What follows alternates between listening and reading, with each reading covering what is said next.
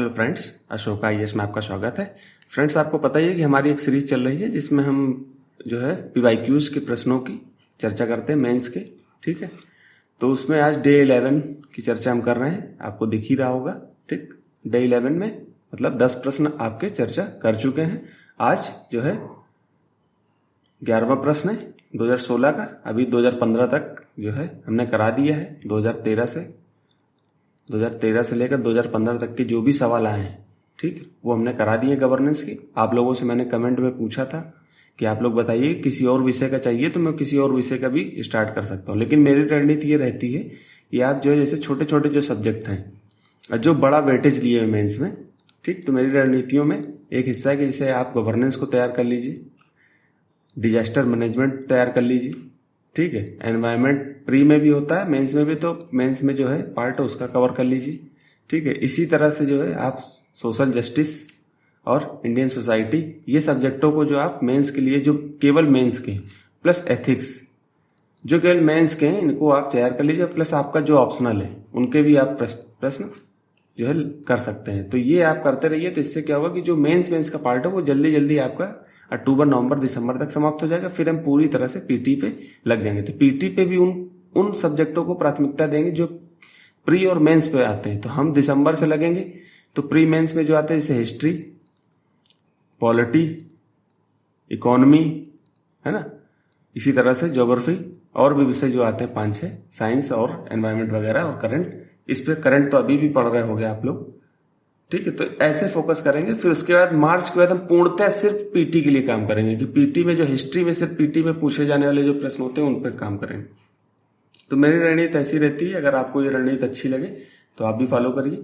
ठीक, तो हम प्रश्नों की चर्चा करते हैं। अच्छा, गवर्नेंस का प्रश्न है और पहले हमारी रणनीति का हिस्सा सिलेबस होता है, तो हम सिलेबस को देखते हैं। तो सिलेबस में गवर्नेंस से टॉपिक 2 ये हैं जो डायरेक्ट मिलते हैं।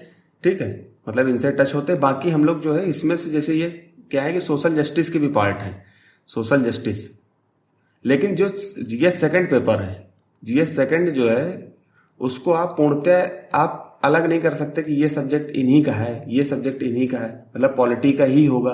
तो क्या, क्योंकि बहुत सारे जो है ऊपर के जैसे आप देखोगे तो वहां पर कहीं कहीं पर आपको, जैसे यहाँ पर विभिन्न घटकों के बीच शक्तियों को पृथककरण। ठीक है, तो यहाँ पर मान लो शासन के घटक की बात अगर करते तो शासन का घटक तो आज बदल रहा है ना। पहले हम लोग विधायिका, कार्यपालिका, न्यायपालिका तक सीमित थे।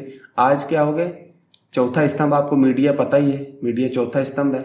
ठीक है, फिर 5वां आपका एनजीओ है, एनजीओ सिविल सोसाइटी। अब तो वर्तमान में ग्लोबल गवर्नेंस की बात चल रही है, ग्लोबल मतलब वैश्विक शासन की बात चल रही है। तो आपको ये सब चीजें देखनी पड़ेंगी।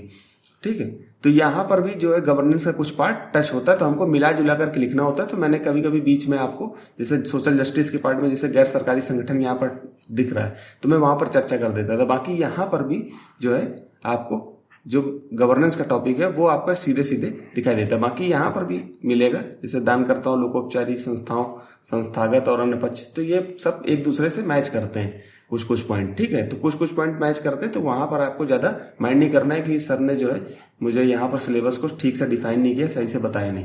तो इसलिए मैं, क्योंकि सिलेबस में कहीं पर भी आप पूर्णतः अलग अलग नहीं कर सकते हो।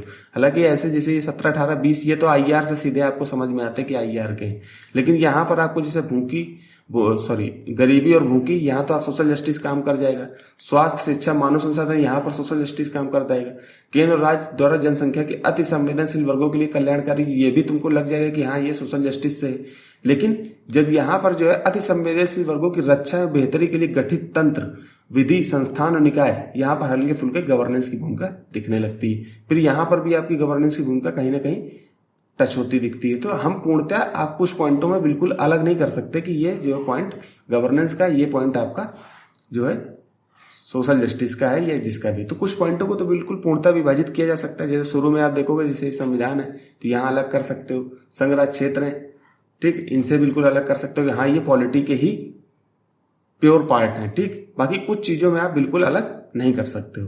तो यहाँ पर हमको थोड़ा सा समझना पड़ेगा। ठीक, तो इस तरह से हम प्रश्नों की जो चर्चा करेंगे वो सिलेबस के किस पार्ट से टच हो रहा है। तो पहले हमने देखा भारतीय शासकीय तंत्र। अब मैंने शासकीय तंत्र का आपको हो सकता है कि समझ में ना आए, पेपर में भी जब भी आपको कभी समझ में ना आए तो आपको तुरंत इंग्लिश देखना है। तो यहाँ लिखा इंडियन गवर्नेंस सिस्टम, तो हमारा जो भारत का गवर्नेंस शासन तंत्र है उसकी बात कर रहा है। तो मैं गैर राजकीय अभिकर्ताओं, गैर राजकीय अभिकर्ताओं का मतलब एनजीओ, सिविल सोसाइटी, इनकी बात कर रहा है।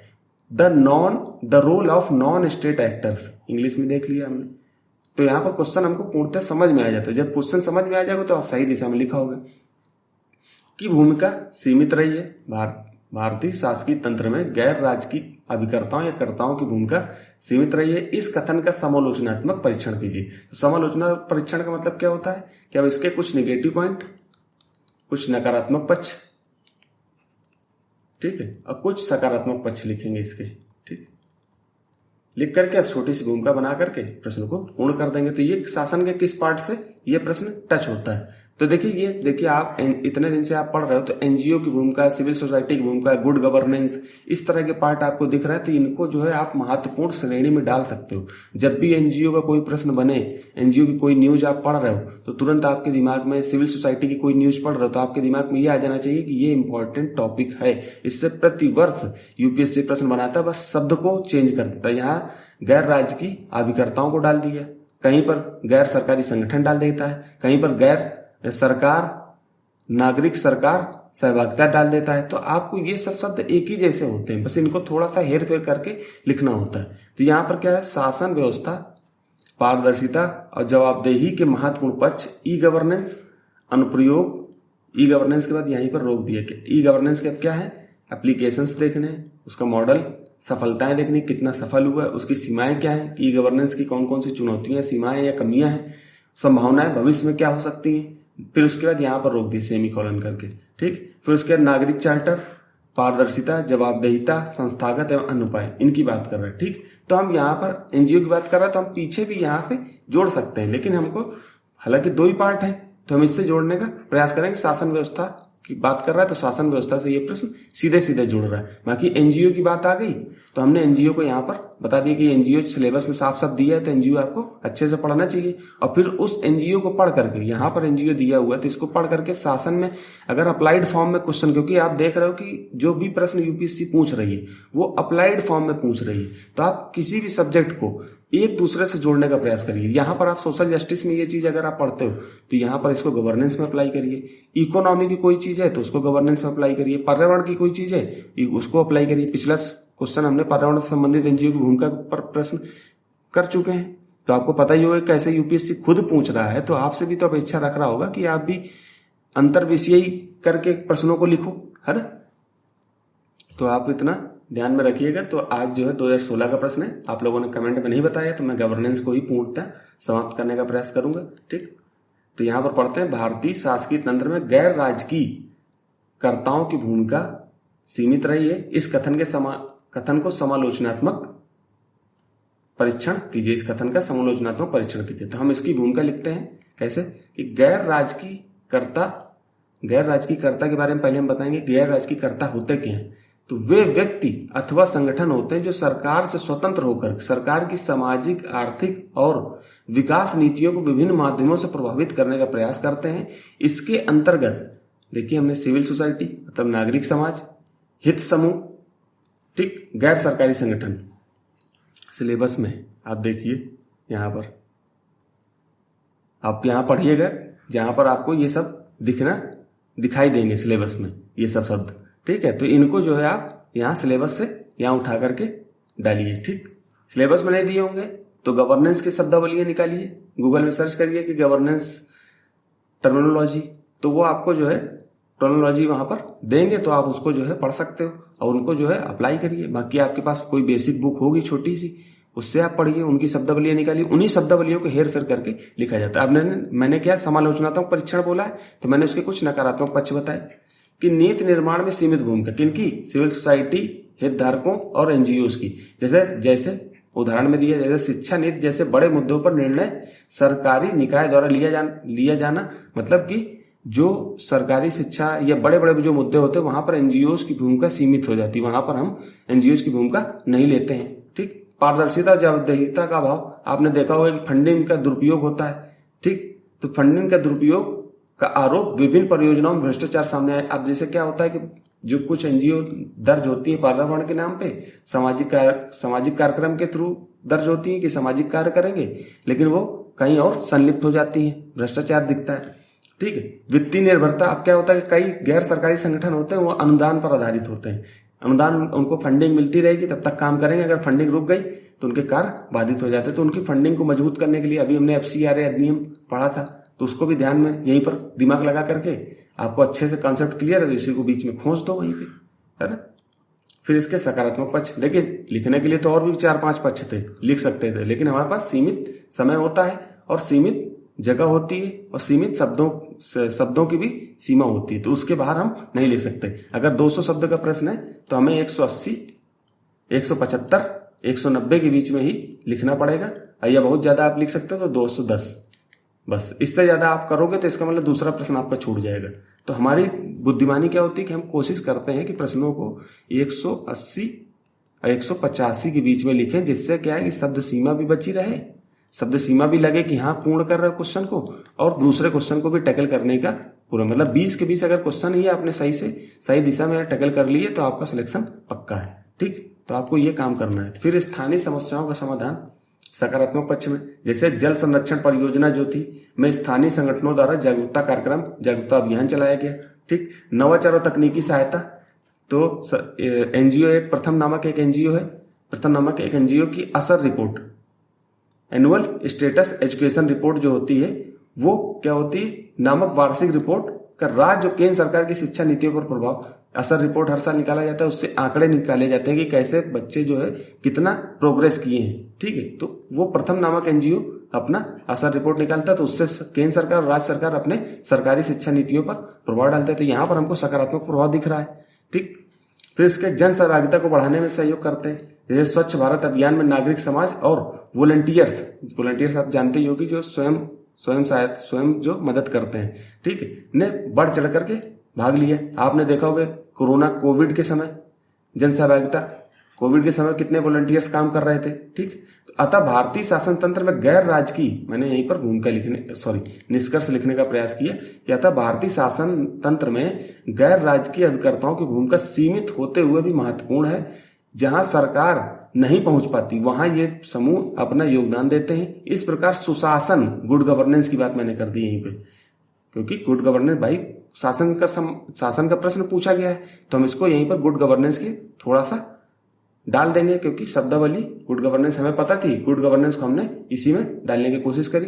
सुशासन लाने के लिए नागरिक सरकार सहयोग, मतलब PPP, पब्लिक प्राइवेट पार्टनरशिप को बढ़ावा दिया जाना चाहिए। अब फिर मैंने वर्तमान जो करंट है उससे जोड़ा, जिससे हम वर्ष 2047 तक विकसित राष्ट्र के रूप में रूपांतरित हो पाए, मतलब विकसित राष्ट्र बनने की ओर बढ़ जाए, या विकसित राष्ट्र बनने में एक कहीं ना कहीं ये भागीदारी सुनिश्चित हो सकेगी, ये भागीदारी हो सकेगी। जैसा हम ये काम कर रहे हैं कि अगर अकेले सरकार अगर सब कुछ करेगी तो कहीं ऐसा ना हो कि हमें विकसित होने में बहुत वर्ष लग जाए। अगर हम सरकार प्लस नागरिक जो एनजीओज हैं दोनों का सहारा अगर लेते हैं तो हम बहुत जल्दी आगे बढ़ जाएंगे, विकास की ओर बढ़ जाएंगे, और विकसित राष्ट्र होने में हमें टाइम नहीं लगेगा। ठीक है, तो हमने इसको जो है इस तरह से लिखा। आपके मन में अगर कोई प्रश्न हो तो आप हमें कमेंट में बताना।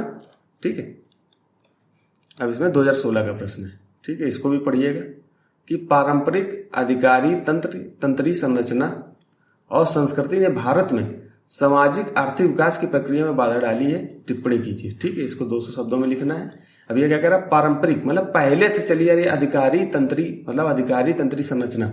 ठीक है, यहाँ पर ट्रेडिशनल ब्यूरोक्रेटिक स्ट्रक्चर। अब ये जो ट्रेडिशनल व्यापारी, जो हमारा पारंपरिक अधिकारी तंत्री संरचना है, ये आपको औपनिवेशिक काल से चला आ रहा है, तो आपको ये जाकर के आज पढ़ना है। और इसकी संस्कृति अधिकारी, अभी देखे मोदी सरकार ने 2017-18 के आसपास जो अधिकारी व्हीकल होते थे, ठीक है, उनसे जो है ऊपर जो है इनके गाड़ियों में बत्ती लगी होती थी, उसको निकलवा दिया, हटवा दिया कि अब जो है अधिकारी ये गाड़ियों पर बत्तियां नहीं यूज कर पाएंगे, लाइटें यूज नहीं कर पाएंगे। ये कहीं ना कहीं अधिकारी संरचना और संस्कृति को कहीं ना कहीं रोकने का प्रयास किया गया, लेकिन ये कहीं ना कहीं उतना सफल नहीं हो पाया, लेकिन ये एक प्रयास है रोकने का। तो भारत में सामाजिक आर्थिक विकास जो सामाजिक आर्थिक विकास होना चाहिए उसमें कहीं ना कहीं ये बाधा डालते हैं। अब इनको जैसे आप ब्यूरोक्रेट्स को देखते होंगे, कई सारे ऐसे जो पुरानी परंपरा से चले आ रहे हैं, जो अपने अधिकार के लिए कि मुझे ये करना ही करना है, कितने भ्रष्टाचार हो जाते हैं,